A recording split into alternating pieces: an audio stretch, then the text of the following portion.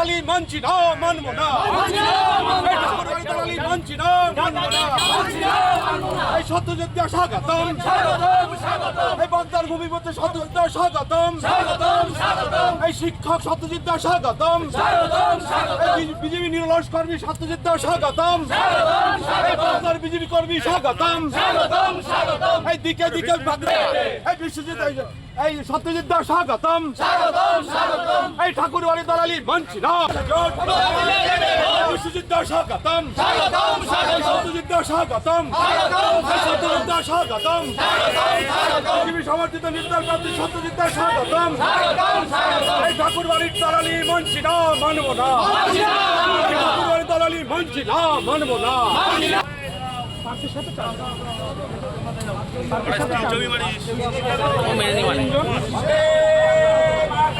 উত্তম নাই পিছু আয়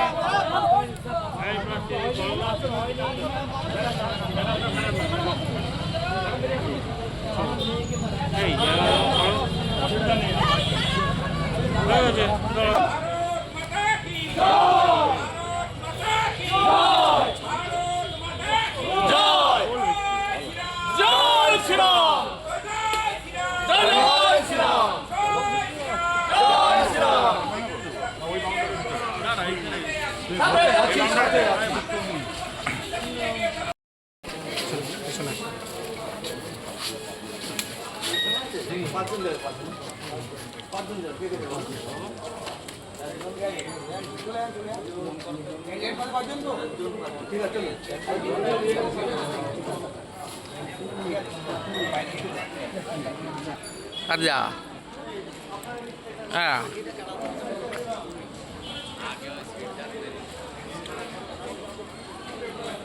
নির্দল প্রার্থী হিসাবে মনোনয়নপত্র জমা দিতে এসেছি।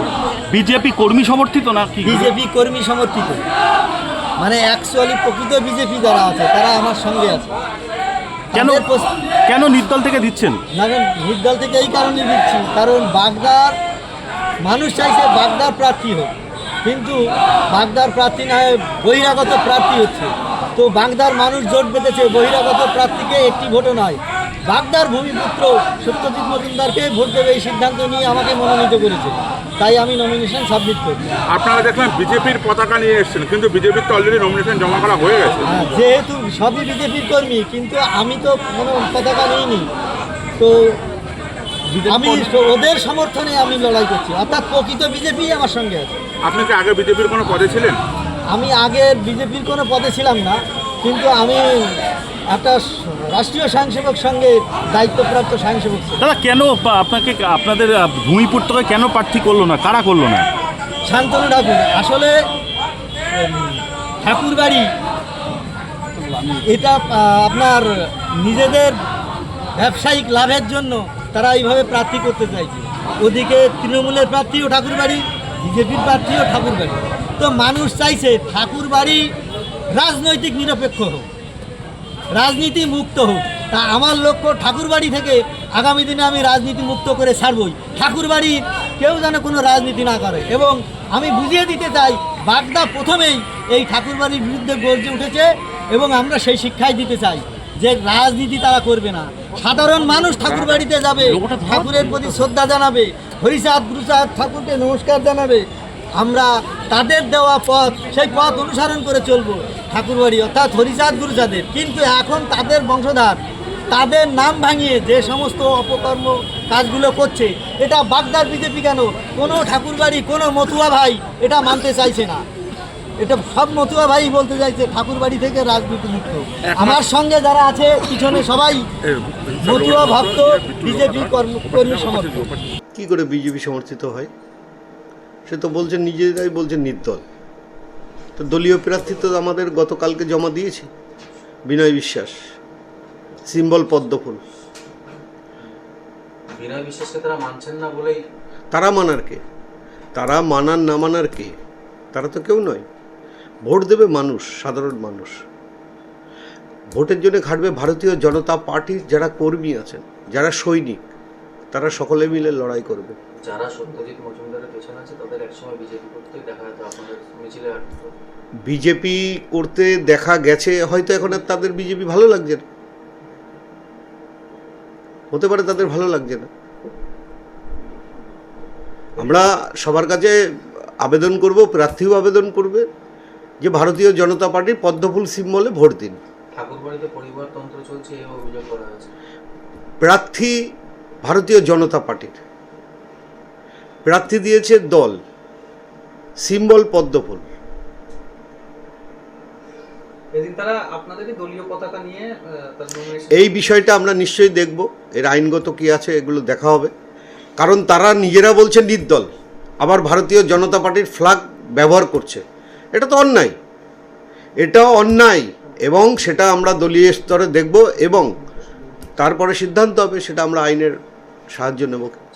বিজেপির আজকে বিক্ষুব্ধ জমা দেওয়াতে এটা প্রমাণ হয় যে বিজেপির শেষের শুরু এই বাগদা থেকেই শুরু হয়েছে।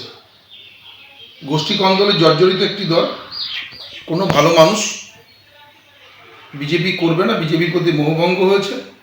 এই নির্বাচনে তার প্রমাণ পাবে। এই নির্বাচনে বিজেপি চতুর্থ স্থান দখল করবে এবং বিজেপির অনেকে আছেন যারা যোগদান করবার জন্য প্রস্তুত হয়ে আছেন।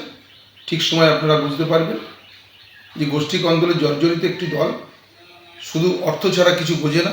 আগামী 10 জুলাই বাগদা বিধানসভা কেন্দ্রের উপনির্বাচন, কিন্তু এই নির্বাচনের দিন যত ঘনিয়ে আসছে ততই কিন্তু বিজেপির মধ্যে একটা গোষ্ঠী কন্দলের ঘটনা প্রকট হয়ে উঠেছে। আমরা দেখলাম যে জবে থেকে এই বাগদা বিধানসভা কেন্দ্রের উপনির্বাচনের দিনক্ষণ ঘোষণা করা হয়, ঠিক সেদিন থেকেই কিন্তু বাগদার একটা শ্রেণীর, বিজেপির একটা শ্রেণীর দাবি ছিল যে বাগদার ভূমিপুত্রকে যেন বিজেপির প্রার্থী করা হয়। এবং একটা সময় জল্পনা ছড়িয়েছিল যে বনগাঁ লোকসভা কেন্দ্রে যে বিজেপির প্রার্থী এবং কেন্দ্রীয় প্রতিমন্ত্রী, জাহাজ প্রতিমন্ত্রী শান্তনু ঠাকুর, তার স্ত্রীকে সোমা ঠাকুরকে প্রার্থী করা হতে পারে। এবং সেই জল্পনা যখনই সামনে আসে, সেই জল্পনা থেকেই কিন্তু বিজেপির একটা শ্রেণী এমনও দাবি করেন যে যদি সোমা ঠাকুরকে প্রার্থী করা হয়, অর্থাৎ সেক্ষেত্রে বাগদা বিধানসভার কেন্দ্রের বাইরে, অর্থাৎ বাগদার ভূমিপুত্র নয় এমন কোনো কাউকে প্রার্থী করা হয়, তবে সেক্ষেত্রে কিন্তু বিজেপির বিদ্রোহ শুরু করবে এবং তারা নির্দল হিসেবে কাউকে প্রার্থী ঘোষণা করবে। তো স্বাভাবিকভাবেই বিজেপির একটা শ্রেণীর মধ্যে, বিশেষ করে বাগদার যেই বিজেপি সংগঠন আছে তার একটা শ্রেণীর মধ্যে কিন্তু একটা ক্ষোভ ছিল এবং সেই ক্ষোভ থেকেই কিন্তু নির্দল প্রার্থী হিসেবে ঘোষণা করা হয় সত্যজিৎ মজুমদারকে। বনগাঁ যেই মহকুমা শাসক দপ্তর আছে, সেই শাসক দপ্তরে তিনি তার মনোনয়নপত্র জমা দেন।